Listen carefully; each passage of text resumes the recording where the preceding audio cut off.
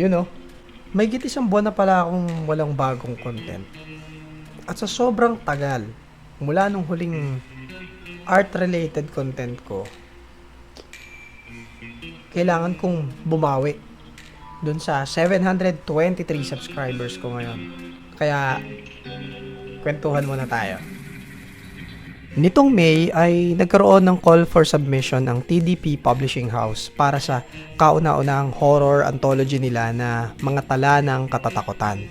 Nagpasa ako para magbakasakali. Makalipas ang isang buwan, dumating ang good news. Nakapasa ang 2 entry ko. Ayos. Oh my God! Wow! Pero alam nyo ba kung ano yung mas good news? Nakatanggap ako ng message mula sa isa sa mga admin ng TDP na si Miss Arjin. Inoffer niya sa akin yung plano nilang lagyan ng illustrations yung parating na anthology. Siyempre, tinanggap ko kaagad. Ang system, may mga prompt na binigay sa akin si Miss Arjin at ilang mga sketch na gagamiting concept sa kada kwento. Gaya nito. At ipapakita ko sa inyo yung isa sa mga pinaka na-enjoy kong artwork sa lahat.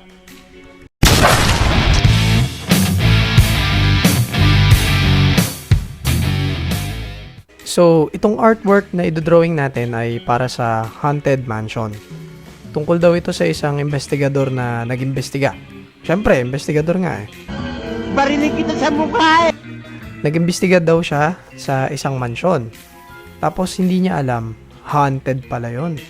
Bale, ang prompt na binigay sa atin ay Haunted Mansion, tapos nakatayo raw sa may pinto yung investigador.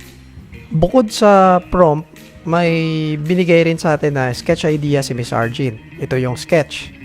Most likely, ito yung susundan natin. Medyo i-improve lang natin yung composition. Ang challenge dito ay yung mismong mansion. Ay, yun na nga. No? Ang naisip kong gawing reference ay yung Laperal House sa Baguio City. Kung familiar kayo ron, comment kayo sa video na to. Kasi malamang alam nyo na totoong haunted mansion yon. Bale, ang naisip ko rito, nakatayo yung detective sa harap ng haunted mansion. Tapos yung point of view natin ay ground level. Ibig sabihin, yung view ay from the ground pataas. Yan. So una, ito, gagawa muna tayo ng sketch sa maliit na papel. Ito yung magiging pinaka-thumbnail natin sa paggawa ng mas malaking version.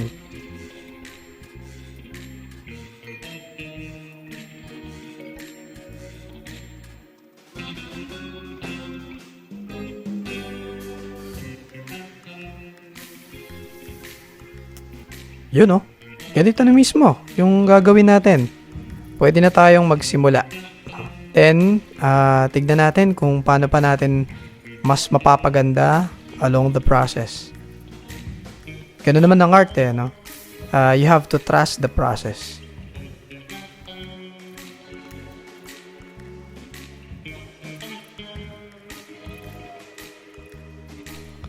Okay, so ako ang technique ko talaga pagdating sa pagdodrawing, inuuna ko talaga muna gumawa ng rough sketch gamit yung lapis.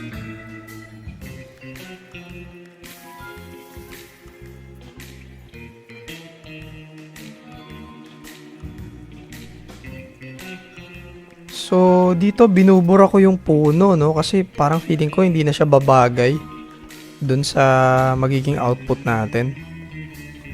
Ayun, so tapos na tayo sa sketch natin. Mapapansin nyo, may mga binago tayo no, kagaya ng kamay. Ayan, yung isa nakapamulsa, tas yung isa meron siyang hawak na sigarilyo. Ayan yung usok.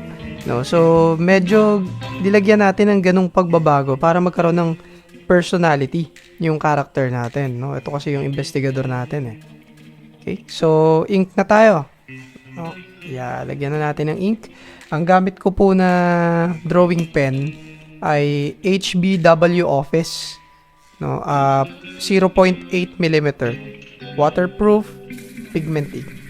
Yan. Nabili ko siya sa sa Pandayan. HBW baka naman.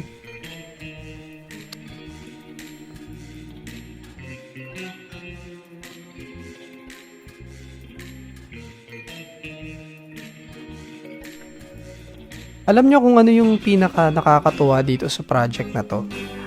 dito sa project na to, meron akong freedom na gamitin yung mismong art style ko talaga. So, kasi yung mga artist, may ano yan eh. Meron yung kanya-kanyang art style, 'di ba? So, ito yung sa akin. Kumbaga, ito talaga yung art style ko. Dito ako pinaka-komportable. Ito yung matagal ko nang ginagawa. So, kumbaga parang sa lahat ng art style, ito yung pinaka medyo na-master na natin, no?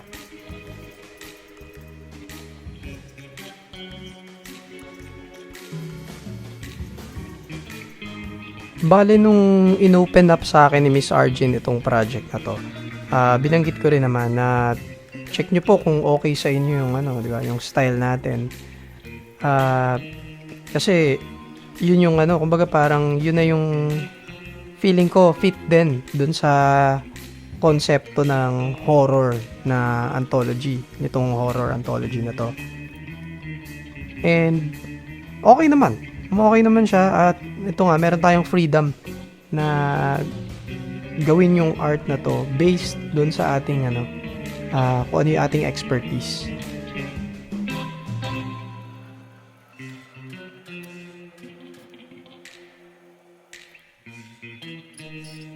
Alright, so dito sa part na to, gumagamit na tayo ng ano, Unipin Fine Line brush pen para dun sa mga dark na area ng drawing natin.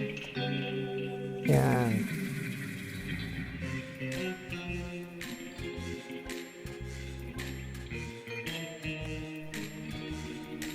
Shoutout nga pala dun sa author nitong Haunted Mansion, no, si Phoenix28. No.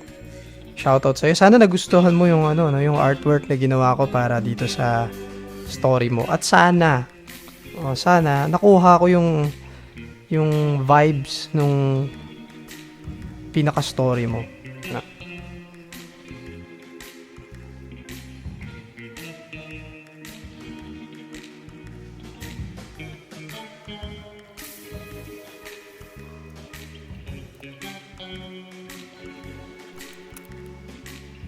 So ayan, no, bale, ito yung isa ko pang brush pen, yung medyo malaki-laki.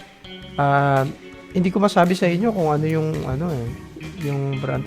Ano pala to? Pilot brush pen. Kasi sa ano ko to sa Shopee ko to in order eh. Yung brush pen talaga na to ang karaniwang ginagamit ko sa pag-fill ng mga kulay itim na portion ng drawing ko. Kung napanood nyo yung mga dati kong vlog na nagdo-drawing, makikita nyo matagal ko na siyang gamit.